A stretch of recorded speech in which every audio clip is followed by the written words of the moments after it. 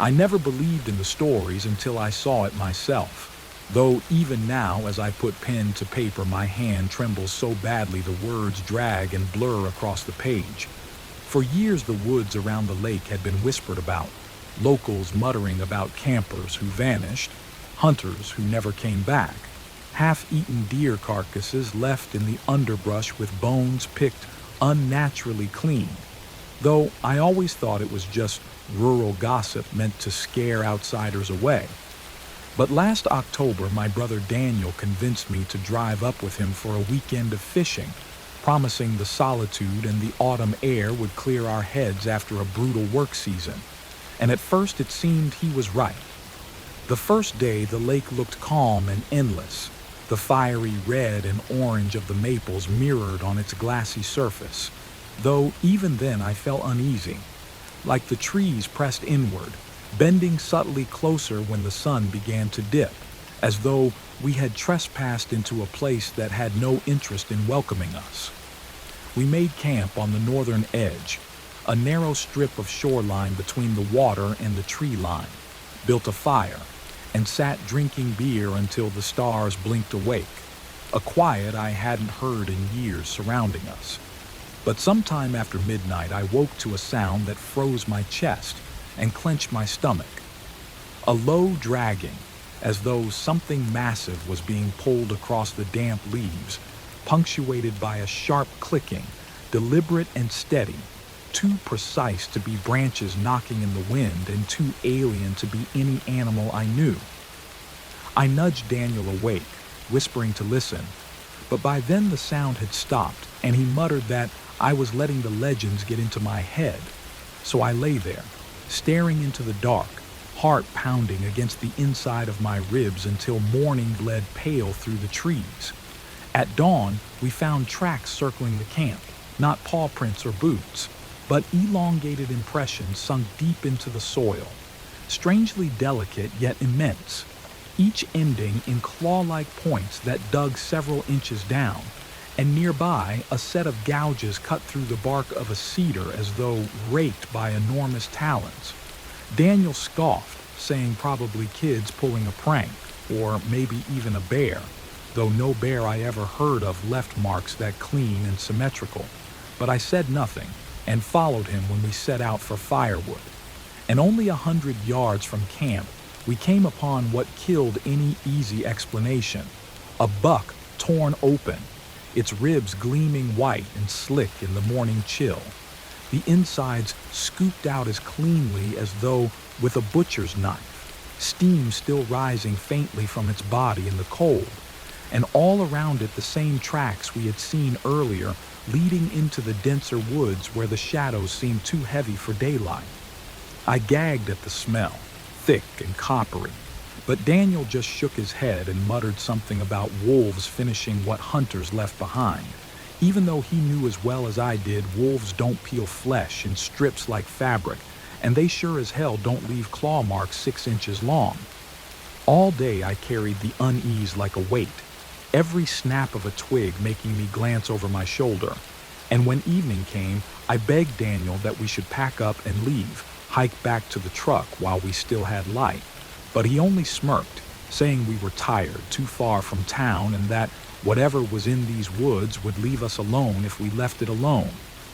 His words gave no comfort because as we sat by the fire later that night, the dragging returned, slow and patient, circling the edges of camp just beyond the reach of the firelight, and I could see by the way Daniel's eyes darted that he heard it too, though he kept his mouth shut. The clicking followed, each snap sharp and purposeful, like bone striking stone, and though the flames crackled, I swear the night grew colder, the silence between the sounds so deep it swallowed the fire's hiss. Then, as I forced myself to glance into the tree line, I saw it. Tall and impossibly thin, its limbs long to the point of grotesque, its head cocked unnaturally far to the side, its eyes reflecting no light at all, 2 black voids that seemed to drink the fire's glow. And though it stood utterly still, I felt it waiting, patient, as if the dark itself had teeth, and we were already inside its mouth.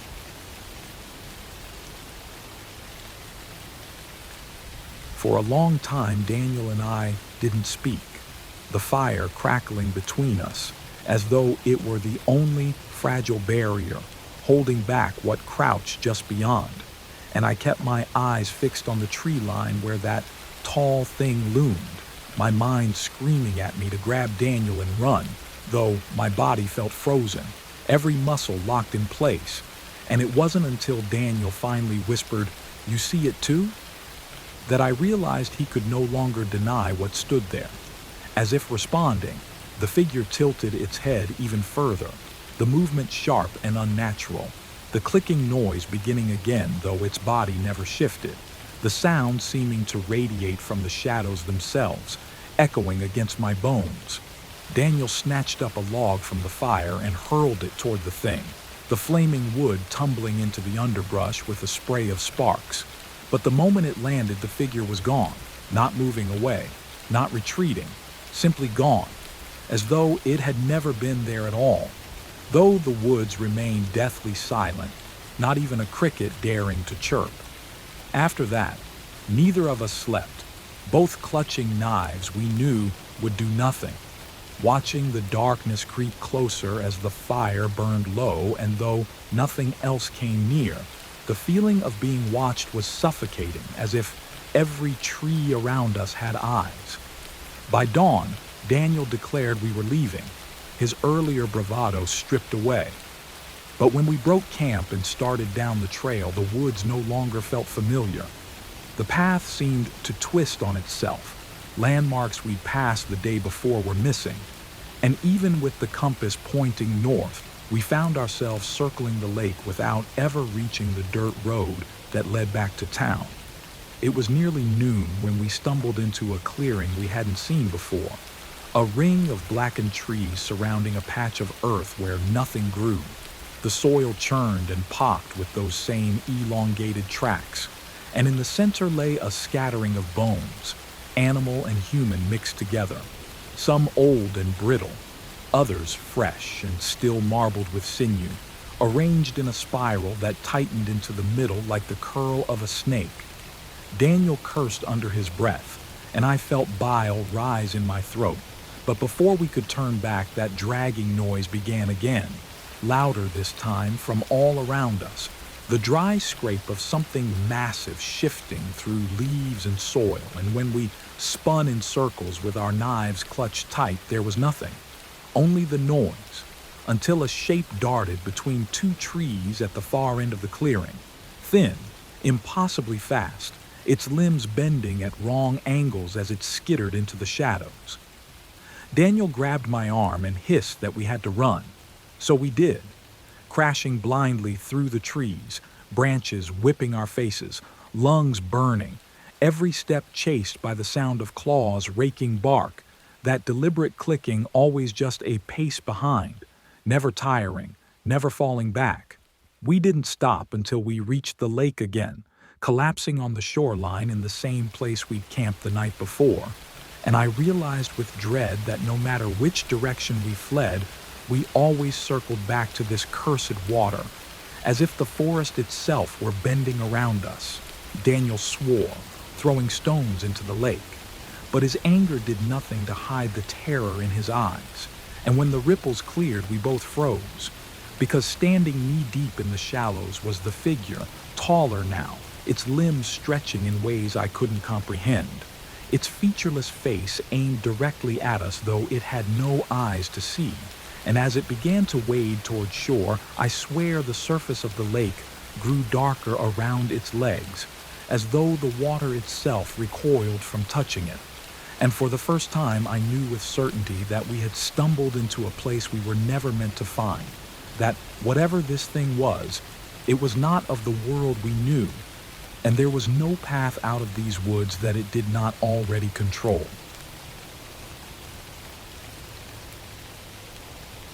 Daniel and I scrambled backward from the shoreline as the figure waded closer, its movements unnervingly slow, deliberate like a predator savoring the inevitability of the kill. But when its legs should have broken the surface of the water, they did not, the lake rippling but never parting, as though it were walking on a film of darkness instead of water. and I swear I could hear the faint hiss of steam rising around its ankles as if the very contact scorched the lake itself.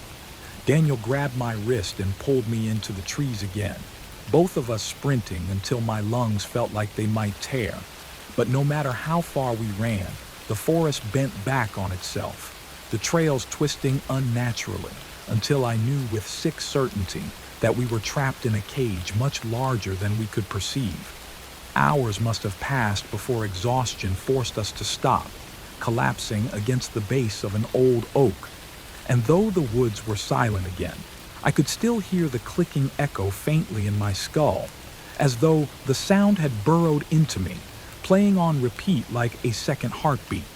Daniel, trying to mask his fear, suggested we climb one of the taller ridges to spot the road. And though the idea of moving deeper into the woods terrified me more than anything, staying still felt worse, so we pressed on, hacking through underbrush, until the ground sloped sharply upward and we emerged on a rocky bluff that overlooked the treetops. But what we saw made me stagger backward. The lake stretched endlessly, its shoreline repeating in impossible patterns, as though we were staring at a reflection folded over and over, a maze with no exit. And among the mirrored patches of water, I could see dark figures, not one but many, all tall and thin, all moving in slow, synchronized circles along the tree lines, each one cocking its head at the same broken angle, as if performing a ritual meant only for us. Daniel swore and hurled rocks down the slope, his voice cracking as he shouted into the void. But the echoes didn't bounce back naturally. They came delayed, distorted, like other voices were mimicking his words a moment too late, dragging the syllables out until they dissolved into a wet hiss that made my stomach churn. We fled down the bluff, stumbling and bleeding from scrapes, and as dusk fell, we found ourselves in another clearing we hadn't crossed before, though the sight there froze us more than the spiral of bones we'd seen earlier. For nailed into the trunks of the surrounding trees were scraps of clothing, tattered backpacks, dented canteens, the remnants of other campers, dozens of them, weathered by years but unmistakably human. And beneath them, carved into the bark, were symbols that hurt to look at, jagged spirals and intersecting lines that seemed to shift if I stared too long, like they were alive, crawling across the wood. Daniel whispered that we had to keep moving, but I couldn't tear my eyes from one of the packs, half buried in moss, because stitched onto it was a patch I recognized. Our father's old fishing club emblem. The very one he'd sewn onto the bag before he disappeared when I was 12. I stumbled forward to grab it, my hands shaking, and when I pulled it free, the moss came away with bones attached, small and brittle. And in that moment, the forest around us erupted with the dragging sound, louder than ever, as though 1,000 bodies were being hauled across the earth at once, the trees vibrating with it. Daniel grabbed me, screaming that we had to run. But as we bolted into the trees, I glanced back and saw dozens of shapes stepping out from the shadows, impossibly thin, their heads twitching in that unnatural tilt, their eyes, if they had any, nothing but black voids that absorbed every flicker of light. And though their movements were stilted and jerky, they were everywhere at once, surrounding us. And I realized with dawning horror that the thing we saw at the lake was only one of many, that the forest itself was their domain, and that we had not stumbled into its territory by accident. It had been drawing us here all along, and now the hunt was truly beginning. The moment we realized the forest was crawling with them, Daniel yanked me by the arm and we tore blindly through the trees, the dragging and clicking erupting from every direction, so loud now it drowned out even the sound of our own breath. And every time I risked a glance behind us, I saw them, tall shapes weaving between trunks, their movements spasmodic but unnervingly fast, their long limbs bending and snapping in ways that made me think of marionettes controlled by broken strings.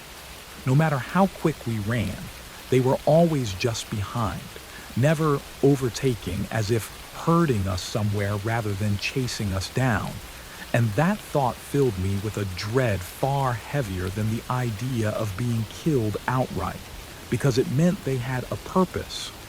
The forest itself seemed to aid them, roots rising to catch our ankles, branches whipping across our faces. And when Daniel finally stumbled and went down hard on his knee, I thought it was over. But before the nearest figure could close the gap, I swung wildly with the hatchet we had brought for firewood, the blade biting into its arm with a crack like splitting dry wood. For the briefest moment it reeled back, its body twitching as a thin, black ichor leaked from the wound, hissing as it touched the ground, burning through the leaves like acid. And the smell was so foul, like rotting meat mixed with sulfur, that I gagged. But the thing did not scream. It only cocked its head farther, impossibly far, until I thought its neck would snap, then lunged forward again, as though nothing had happened. Daniel was up by then, dragging me with him, and together we scrambled down a slope, tumbling into a ravine where a narrow stream trickled weakly through the rocks. But the creatures stopped at the edge above, their void-like eyes fixed on us, their heads swiveling in perfect unison as if something unseen had given them a single command. For a long, unbearable minute they just stood there, clicking in rhythm, and then one by one they melted back into the tree line, vanishing in silence until the woods were empty once more, though the sound of dragging lingered faintly, like a promise. Daniel clutched his side, bleeding from a jagged cut where he had fallen, and I tried to press my shirt against it, though my own hands were shaking. But before I could say anything, he muttered that they weren't killing us because they didn't want to. Not yet. Not until we were where they wanted us to be. And I knew in my gut he was right. We staggered downstream, hoping the water might eventually lead to a road or settlement. But after what felt like hours, the banks grew steeper, funneling us deeper into the earth until we reached a cavern where the stream disappeared into darkness, the rocks slick and sharp around its mouth. Daniel wanted to turn back, convinced it was a trap, but as we argued, the forest behind us erupted again, with dragging and clicking, this time closer, faster, hundreds of them converging. And we had no choice but to plunge into the cavern, our only light, the weak beam of my dying flashlight. The air grew colder the deeper we went, the walls narrowing until we had to crawl on hands and knees, the water soaking us to the bone. And all the while the sound of movement followed, echoing down the tunnels as though the creatures were inside the rock itself. Finally, the passage opened into a vast chamber, and what we saw there hollowed me out. Thousands of bones, human and animal, piled high in great mounds that reached almost to the ceiling, glistening with damp, and carved into the walls were the same shifting symbols we had seen on the trees, glowing faintly as though lit from beneath the stone. Daniel gripped my shoulder and whispered that we had to leave immediately. But before we could move, a figure stepped out from behind one of the bone heaps, taller than any of the others, its limbs grotesquely elongated, its chest sunken, its head bent so far its face nearly touched its ribs. And though it had no mouth, I swear I heard its voice inside my skull, a rasping whisper that said, "You came back." And in that instant, I realized this was not just a hunt, not just random horror. Whatever these things were, they had been here long before us, and somehow, through blood or chance, we had been tied to them all along.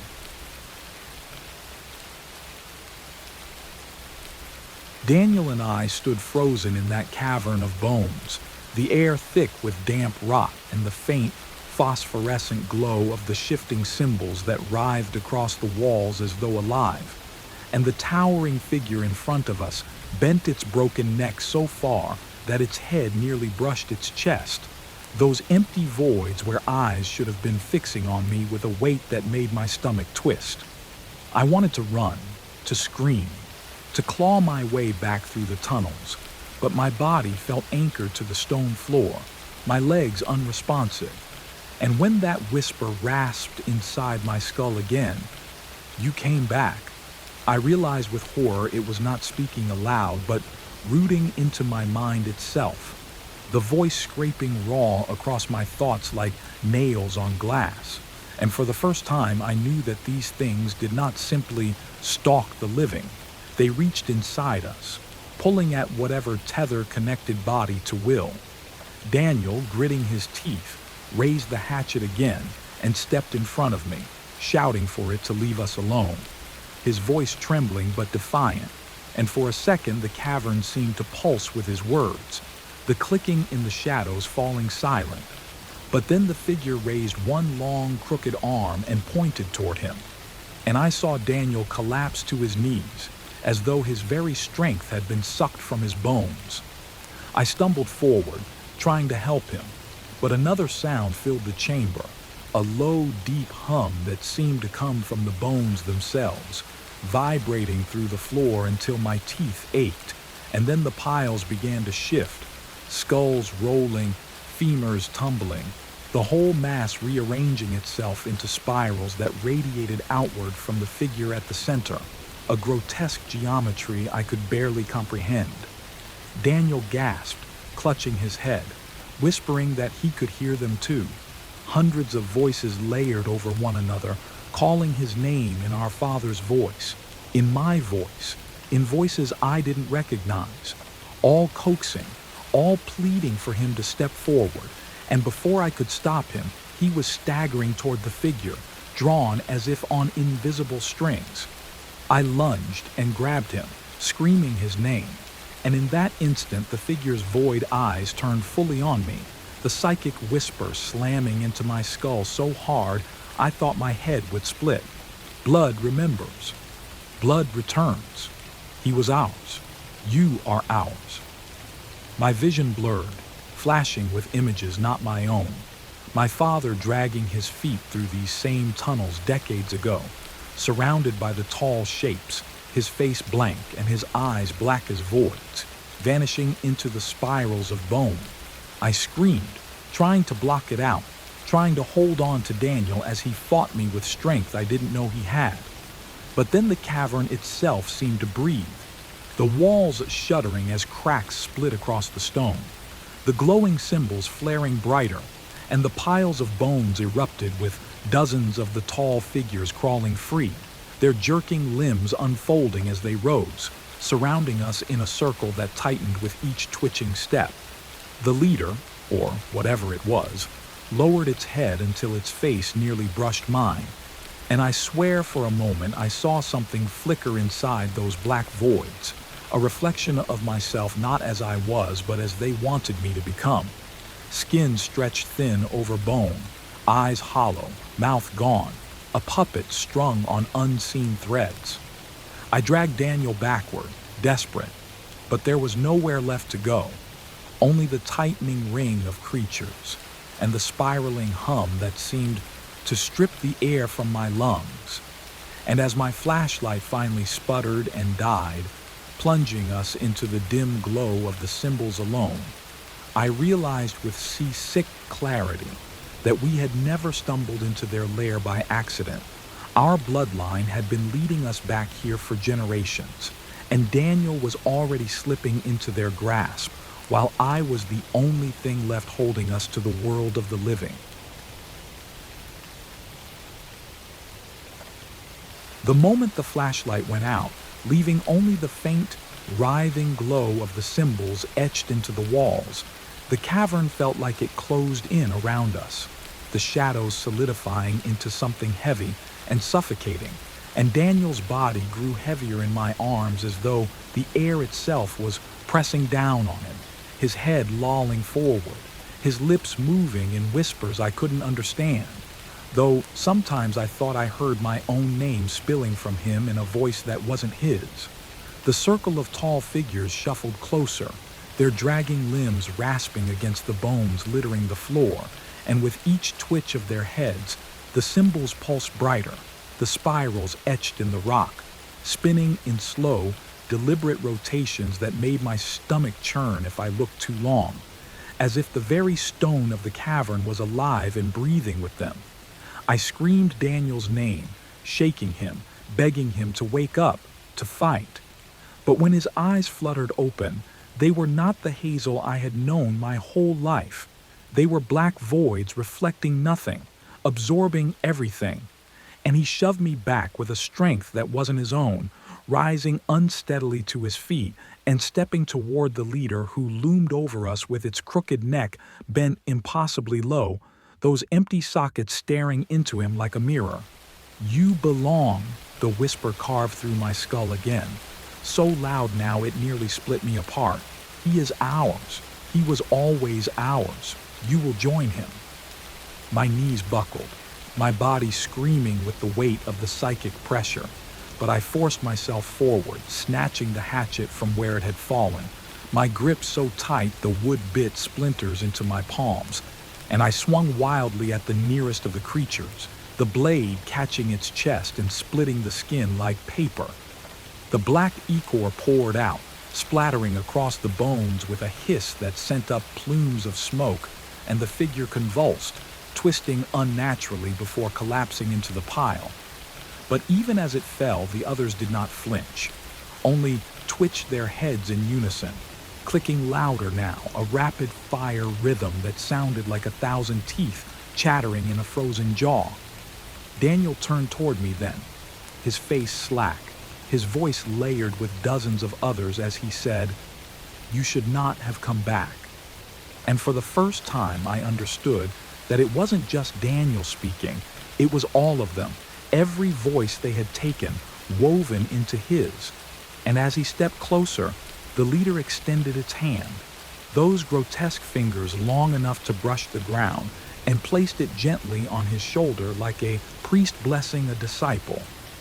Rage and terror collided in me then, and I hurled myself at them both, burying the hatchet deep into the leader's arm, the impact jolting up my spine as the ichor erupted in a spray of heat and stench, and this time it did scream, not aloud but inside my skull.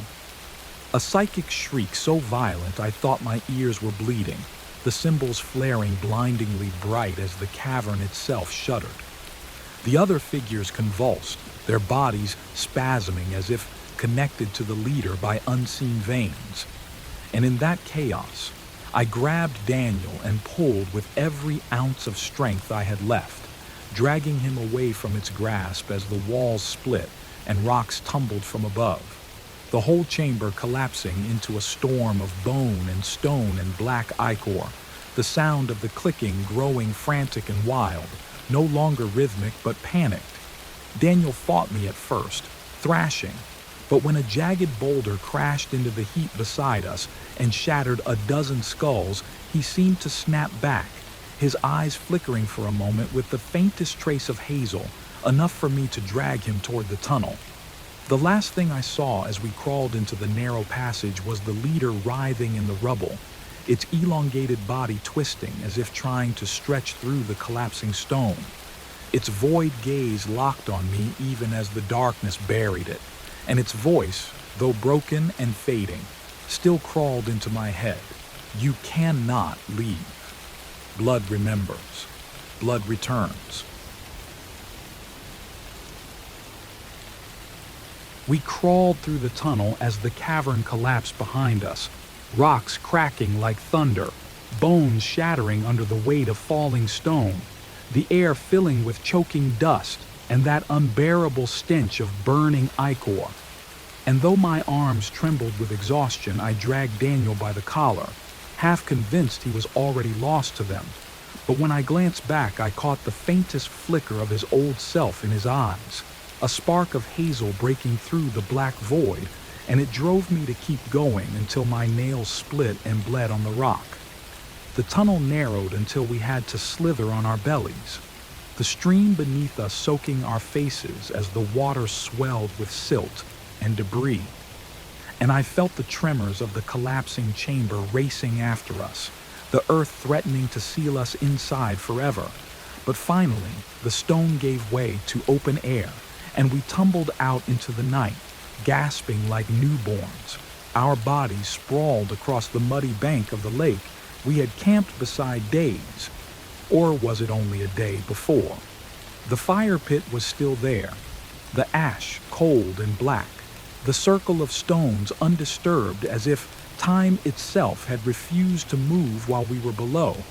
And for a moment I thought we were safe, that maybe the collapse had buried them all, that the forest would finally let us go. But then the surface of the lake rippled violently, though no wind stirred, the water darkening from silver to inky black, and dozens of thin shapes began rising from its depths, their limbs long and broken, their heads cocked, their void gazes fixed on us even as water streamed down their bodies. Daniel groaned beside me, clutching his head, his voice hoarse as he muttered that he could still hear them, that they were inside him, pulling, whispering that he belonged to them. And I grabbed his shoulders and begged him to fight, to focus on me. But even as I shouted, I saw the flesh of his arms ripple unnaturally, like something inside was trying to push through. Panic consumed me, and I yanked him to his feet, forcing him into the trees, every step a battle against the exhaustion that gnawed at my muscles. But behind us the dragging began again, multiplied 100-fold, the sound of countless bodies slithering across wet earth, clicking in perfect rhythm with each other, a chorus of bone and stone that made the night itself feel alive. We stumbled through the forest, branches tearing at our skin, the moon hidden behind black clouds, and each time I looked back the figures seemed closer, never running, never rushing, only gliding forward with that same dreadful patience, as though the chase itself was part of their ritual. Daniel faltered again, his legs giving way, and when I tried to lift him, I saw his face contorted, his skin paling, his veins darkening beneath the surface as though the ichor from the cavern was already threading through his blood, and his eyes, God, his eyes, flickered between hazel and void with every heartbeat, like two halves of a war I knew he was losing. "It's too late," he rasped, shoving me back. "You have to leave me." But I refused, clutching him as the forest opened suddenly into a wide meadow bathed in dim moonlight, the tall grass swaying though no wind blew. And there, at the far edge, stood the leader, impossibly whole despite the collapse, its crooked frame towering higher than before, its chest heaving like some obscene parody of breath, its gaze locked on me as the whisper carved into my skull once more. Blood remembers. Blood returns. The circle of creatures fanned out behind it, their dragging growing louder until it became a single suffocating roar, and I realized with terror that we had not escaped the cavern at all. The forest itself was their labyrinth, bending time and space to funnel us back into their grasp. And the meadow was not freedom, but the center of their design, a place where endings were written long before we ever set foot in these cursed woods. The meadow seemed to stretch forever beneath the pale, sickly moonlight, the tall grass shivering though the night air was still, and Daniel leaned heavily against me, his breath ragged, his skin clammy as though fevered from the inside out, every step forward dragging him closer to collapse. And behind us the forest seethed with the dragging and clicking, the countless figures spilling into the meadow in jerking, broken strides that somehow never faltered. My heart hammered as I fixed my eyes on the leader, towering at the far end of the field, its crooked neck bent so low its head almost brushed the ground, its long arms dangling like pendulums. And though no mouth split its face, I heard its whisper tearing through my thoughts again. "He is ours, you are ours, blood returns." Each repetition sinking deeper until I felt my will eroding, my grip on reality loosening like rope fraying strand by strand. Daniel groaned, clutching his chest, and when I tried to steady him, I felt the unnatural heat radiating beneath his skin, pulsing like a second heart, and for an instant his eyes flashed entirely black, his voice splitting into dozens of layered tones as he hissed, "It hurts, but I think I understand now. I think they've always been here, waiting for us." And the way he said it, calm, almost reverent, terrified me more than the horde advancing behind us. I dragged him forward anyway, stumbling through the grass, praying that there was some path out of this cursed place.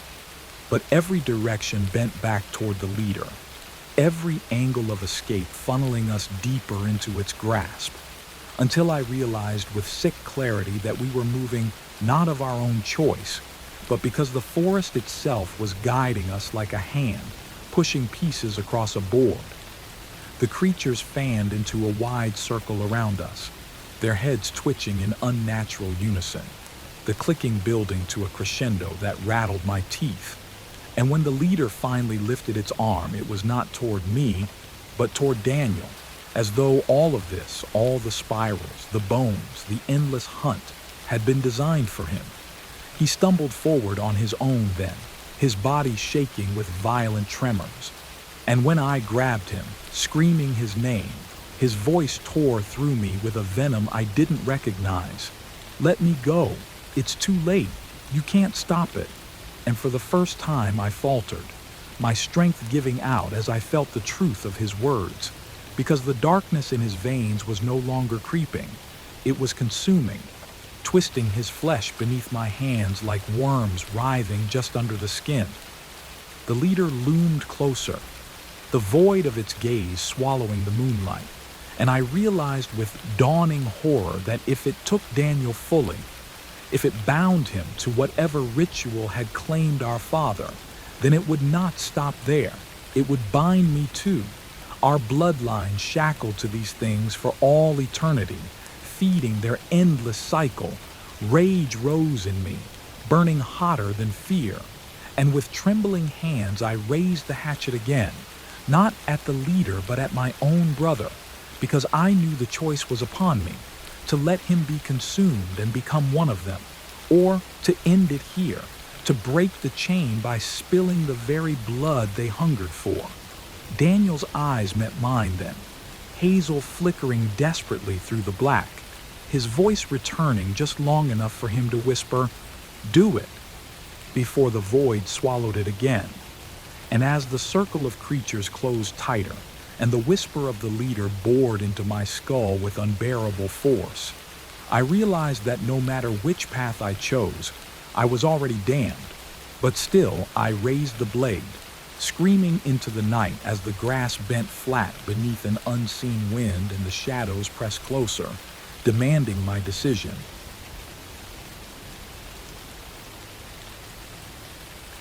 The hatchet trembled in my hands as Daniel knelt before me, his body twitching with violent spasms, his skin crawling with movement as if 1,000 unseen insects were burrowing beneath the surface, and the creatures around us stood frozen in their wide circle, waiting, their heads cocked unnaturally in perfect unison, the silence punctuated only by the wet clicking of their throats, the sound building in rhythm with my heartbeat until it felt as though the entire meadow pulsed in time with me. I screamed his name again, begging him to fight, to come back, but his eyes flashed black, and his voice split into a chorus of layered whispers, all speaking in harmony with the leader. Blood remembers. Blood returns. Blood must be given. And I felt my grip falter, my will splintering as the inevitability of it all pressed down on me like the weight of the collapsing cavern.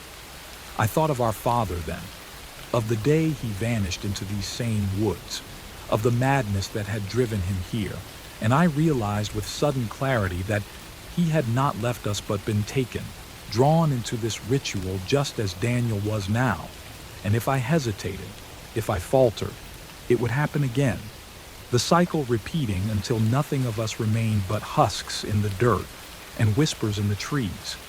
Daniel's lips quivered as if fighting through the chorus, hazel bursting through the black in fleeting flashes, and in one final surge of clarity he forced out words that split my heart in two. "End it, brother, please." And with a scream torn from the deepest pit of my soul, I swung the hatchet down, the blade biting deep into his shoulder, not killing but severing the unnatural growth swelling beneath his skin, black ichor spraying across the grass like oil, sizzling as it hit the earth, the creatures shrieking in unison, their patience shattered as the circle convulsed, jerking closer in spasms of fury. Daniel collapsed, writhing, his veins glowing faintly as though some light still battled inside him. But I knew I had only wounded the corruption, not destroyed it. And when I looked up, the leader was towering over me, its crooked spine snapping audibly as it straightened to impossible height, its arms unfolding wider and wider until they blotted out the moon, and the whisper became a roar inside my skull. "You cannot break the chain." The creatures surged forward then, crawling on all fours, their bones snapping with each motion, the sound so loud it drowned out Daniel's screams, and I swung the hatchet wildly, cleaving through brittle limbs that shattered like dead branches, ichor spraying hot across my face. But for every one I cut down 3 more, pressed forward, their void gazes fixed on me with hunger older than language itself. In that frenzy of violence and terror, I realized what the leader meant. That killing Daniel would not free him, not truly, because it was not his body they wanted but his bloodline, his connection to whatever pact had been forged generations before. And to end it, I would have to give them something greater, something final. With my lungs burning and my arms weak, I dragged Daniel upright, his body limp against mine, and staggered toward the lake that shimmered black at the meadow's edge, the water rippling as though alive, the surface reflecting not the moon above, but the endless cavern we had fled, spirals of bones twisting across its depths. And I knew with certainty that the lake was no mere water but a doorway, a wound in the world where their hunger seeped through. The creatures shrieked louder as I drew closer, their movements desperate now, frantic, their whispers splintering into cries of denial. And in that chaos, a grim clarity settled over me, that perhaps the only way to sever the chain was not to kill Daniel or even myself, but to drag us both into the wound, to drown our cursed bloodline within the very source of their power, denying them what they craved.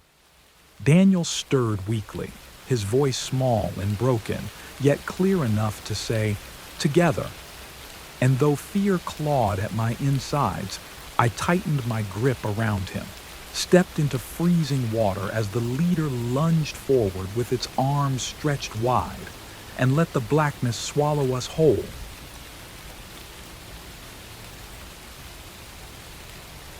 The black water closed over us with a cold that burned, dragging Daniel and me beneath its surface, the world above vanishing in a suffocating void.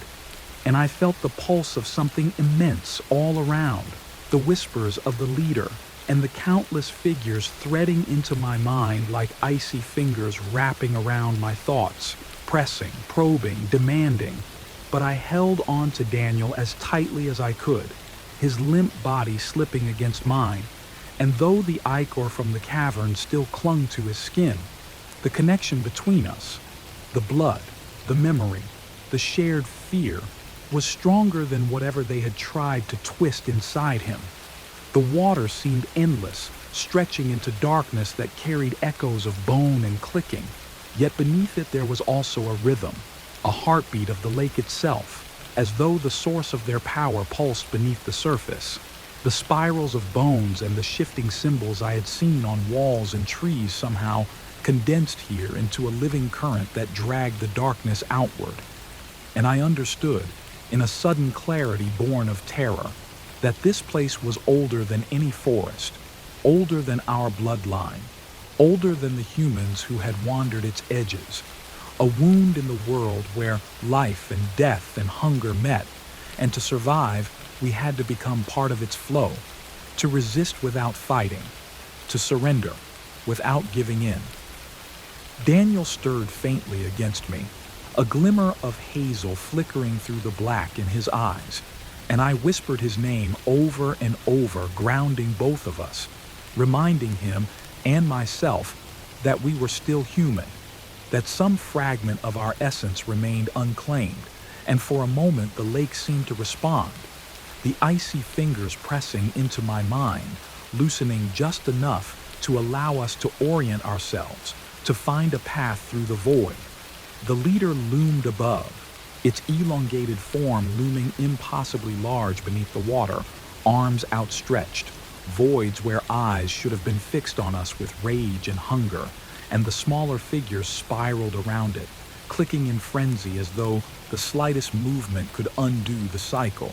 But I gritted my teeth and focused on Daniel, on our bloodline that had survived through fear, through desperation, and in that act the lake pulsed, a wave of black water tumbling over the creatures like it had grown tired of them, like it had chosen to swallow them instead of us.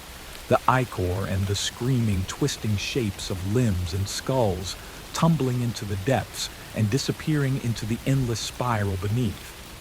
I kicked toward the surface, dragging Daniel with me, lungs screaming, muscles burning, and finally the cold gave way to air. The moonlight slicing through the water as we broke the surface together, gasping, coughing, shivering, but alive. The lake behind us still, silent as though nothing had ever risen from it.